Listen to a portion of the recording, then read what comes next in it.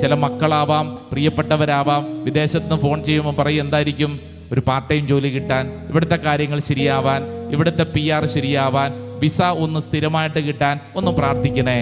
പഠിക്കാൻ പോയിരിക്കുന്ന മകള് അവിടുത്തെ ഒരു പാർട്ട് ടൈം ജോലി കിട്ടാൻ വേണ്ടി വല്ലാണ്ട് കഷ്ടപ്പെടുകയാണ്. അപ്പോഴാണ് നമ്മൾ ഈ പറഞ്ഞ വചനം അമ്മ മകൾക്ക് പറഞ്ഞു കൊടുത്തു, മകളെ, നീ ചെന്നിരിക്കുന്ന സ്ഥലത്ത് നിനക്കിപ്പോൾ സഹായിക്കാൻ ആരുമില്ലല്ലോ, നിനക്കിപ്പോൾ ഈ ഒരു ജോലി വാങ്ങിത്തരാൻ ആരുമില്ലല്ലോ എന്ന് മാത്രമല്ല, ഇവിടുന്ന് ബാങ്ക് ലോണൊക്കെ എടുത്തിട്ടാണ് പോയിരിക്കുന്നത്. ഈ പാർട്ട് ടൈം ജോലി കിട്ടിയിട്ട് വേണം കാര്യങ്ങളൊന്ന് മുമ്പോട്ട് നീങ്ങാൻ. അപ്പോൾ മൊത്തം ഒരു പ്രതിസന്ധിയിലാണ്. അമ്മ പ്രാർത്ഥിക്കുന്നു, മകള് പ്രാർത്ഥിക്കുന്നു, പലരും പ്രാർത്ഥിക്കുന്നു.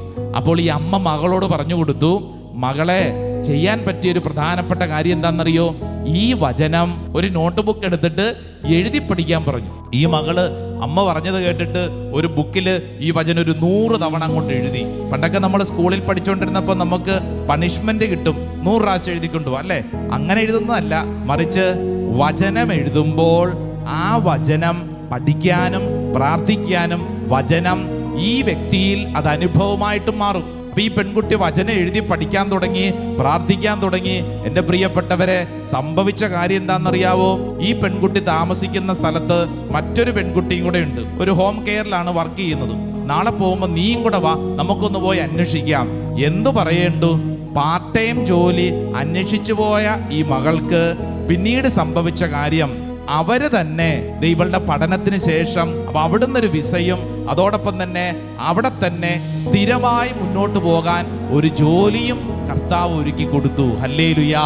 ഒരുപക്ഷെ യൂട്യൂബിലൊക്കെ കേൾക്കുന്നവർ ചിന്തിക്കും, പിന്നെ വചനം ഇങ്ങനെ ചുമ്മാ പറഞ്ഞുകൊണ്ടിരുന്നാൽ പോരെ, കാര്യം നടക്കുവോ? വചനം ഇങ്ങനെ എഴുതി വെച്ചാൽ കാര്യം നടക്കുവോ?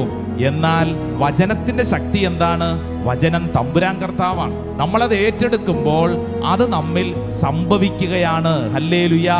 കണ്ണടച്ചോ, എന്നിട്ട് ഈ വചനം നമ്മൾ വിശ്വസിക്കുകയാണ്. വിശുദ്ധ പൗലോസ് ശ്ലീഹ എഫേസുസർക്ക് എഴുതിയ ലേഖനം 3-ാം അധ്യായം 20-ാം തിരുവചനം, നമ്മിൽ പ്രവർത്തിക്കുന്ന ശക്തിയാൽ നാം ചോദിക്കുന്നതിലും ആഗ്രഹിക്കുന്നതിലും വളരെ കൂടുതൽ ചെയ്തു തരാൻ കഴിയുന്ന അവിടുത്തേക്ക് മഹത്വമുണ്ടായിരിക്കട്ടെ.